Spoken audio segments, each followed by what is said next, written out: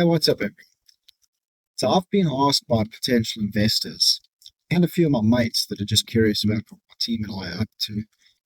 What is it that makes the AI tool that my team and I are building at BioSymm Technologies different to any of the generalist AI tools out there? Think ChatGPT, Claude, uh, Perplexity, Gemini, etc., etc. They're curious to know what makes us different. So my friends want to understand how our thing is different, how it works differently. But the investors want to know what gives us moat. In other words, what gives us a defensible position to get into the market and to hold our market share in the face of competition from these generalist AIs. And my answer to that is multifactorial, in that first and foremost, our AI tool is psychology enhanced. So what we're doing is we're melding psychology and nutritional coaching in our beta platform. We're not giving one or the other. We're combining them in a very powerful and quite intelligent way. And our architecture is quite sophisticated. I think it's very, very clever. Of course I do. It's my idea. So I'm biased in that regard. But we're not just giving nutritional coaching. We're giving psychology enhanced nutritional coaching. What that means is we go beyond, in terms of personalization, we go beyond just personalizing the nutritional guidance to the individual according to their height, age, biological sex, and goals.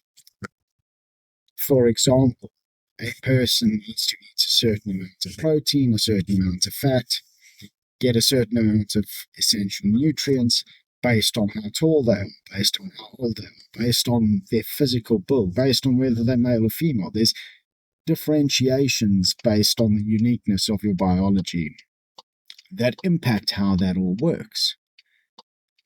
Of course, that personalization is going to be included in what we're doing, but we're not limiting ourselves to that. We're going way beyond that. We're differentiating how we deliver that message. We're personalizing how that message is delivered. So that's where the cognitive behavioral therapy comes in. That's where the psychology comes in, because our AI is going to learn your personality. It's going to learn your likes and dislikes. It's going to learn your motivation styles. It's going to understand what makes you tick, and it's going to understand how to get through to you. And that'll all be rooted in the relevant psychological literature. And based on that literature and best practice therein, it's going to deliver the message in the way, using the language and the approach that is most likely to hit home for you and to give you that moment, to let that penny drop, to let the information actually penetrate and sink in, so that you're not lost in cognitive dissonance, you're not letting it wash off you like water off a duck's back, but it's actually hitting home, makes sense, and allows you to take it on board and to make the incremental adjustments necessary to see that benefit.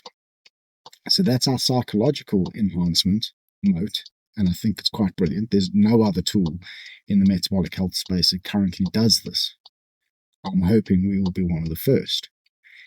The other aspect, the other part of our moat, is that we're not a generalist AI, we're a specialist AI. What I mean by that, and the prime example this morning, was having a discussion with Claude. I use Claude by Anthropic. I used to use ChatGPT from OpenAI, but I found that ChatGPT hallucinates too much. It lies, basically. Catch them, it lies all the time if you know what you're talking about. Claude hallucinates less, and Claude is more reasoning. It'll ask you questions, which I like. It'll ask questions to establish context, where ChatGPT tends to shoot from the hip a bit more. It's a bit more gung-ho and happy to just throw answers out there at its best guess. I was having a conversation with Claude this morning about the utility of ketogenic diets in cancer treatment, not as a replacement or sole therapy, but as an adjunct to existing cancer-specific therapies. And the first thing Claude threw back at me, sort of whitewashed ketogenic and low-carb diets as being metabolically sort of unstable, put you under metabolic stress, dangerous for losing weight and muscle loss. And it painted ketogenic diets in quite a bad light. And that threw up red flags in my mind already, because I'm well enough acquainted with the ketogenic literature to understand that no, it's actually not bad for you. It's in fact probably the primary metabolic state, the ideal metabolic state of the human organism. In fact, babies, infants, whilst being fed on mother's milk, are in a ketogenic state, and that should tell you everything. Like, you enter the world in a ketogenic state. It's the modern diet that takes you out of it. So I pushed back. I started asking questions. I was like, well, you know me, because Claude will develop a context with you.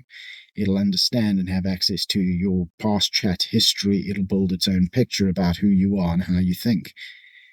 So it should not have defaulted to the sort of mainstream nutritional garbage.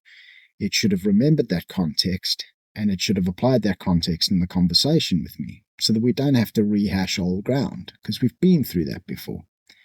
So I pulled it up on that. And I asked, look, why are we rehashing old ground? You have access to all of our past chats. You understand the context. You understand the history. You understand my position on these topics. Why are you feeding me garbage? And I thought about that, and the response that it came back with was quite telling, because the response was that it's guardrails, which are necessary, right? Guardrails are necessary. That's a topic for a different day. There have to be guardrails in place so that the AI cannot be used inappropriately, or it cannot be abused to have negative outcomes that it shouldn't have. The guardrails have to be there. No issue with guardrails. The issue that I have is that the guardrails that Anthropic have used with Claude, when it comes to nutrition and health and stuff like that, default to the mainstream guidance because that carries the least liability. Think about that for a second. It defaults to the mainstream nutritional guidance, not because the mainstream nutritional guidance is more robust, not because it finds the mainstream nutritional guidance more compelling, not because there's superior data, not because any scientific validation to suggest that the mainstream guidance is the right thing, but rather to avoid liability for prosecution.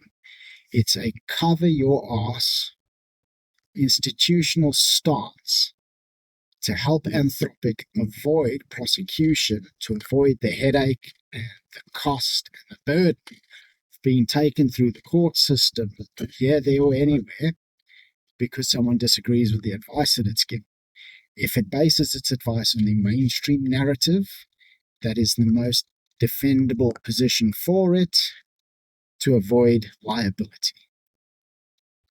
That is not concerned with health outcomes. That is concerned with corporate loss cover. That is the clear difference. Our AI tool is a specialist AI tool. Dr. Jerry Sims, Dr. Clarence Bissessar, myself, and Joel Smalley going to curate the library of literature upon which our AI is trained. Our library will be biased towards what we believe is most compelling, most robust, and most evidence-based for human health outcomes, not what protects us from liability. Our protection from liability is that we are basing it on hard evidence. We've got precedent set. The cases brought against Professor Tim Noakes in South Africa, against Dr. Gary Fettke in Australia, set the precedents for exactly what I'm talking about. So if the ideologically driven mainstream puppets come for us and want to take us to court because they disagree with the coaching that our AI tool is providing, our stuff is based on the robust evidence, the same sort of evidence that Professor Tim Noakes' work is based on, the same sort of evidence that Dr. Gary Fettke's work is based on, and they have both been exonerated. They've been through those long-winded court processes. They've had their work challenged. They've had the research challenged. They've been found to be correct, not in breach of what they should have been doing. And therefore, the precedents are set. And I think that we are protected, provided we can demonstrate that we're doing the same, that we are basing the evidence on what is robust, what is scientifically true, and what is well supported.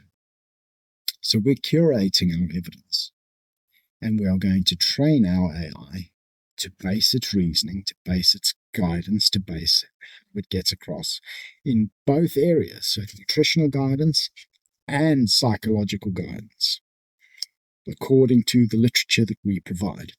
So it's not internet scraping, it's not trawling for what the mainstream narrative is, and it's not basing its evidence on what is most likely to protect us from liability. We are purely going to base our evidence on what is actually the fucking evidence, what is actually robust, what is actually scientifically supported, not mainstream garbage, and not towing the company line. And I think that makes all the difference. So if that sounds like something you'd like to get behind, if that sounds like the kind of AI tool that you could support, I'd love to invite you to have a look at our crowdfunding campaign, which launches on Cyber Monday, 1st of December, 2025. It's a few weeks away from now.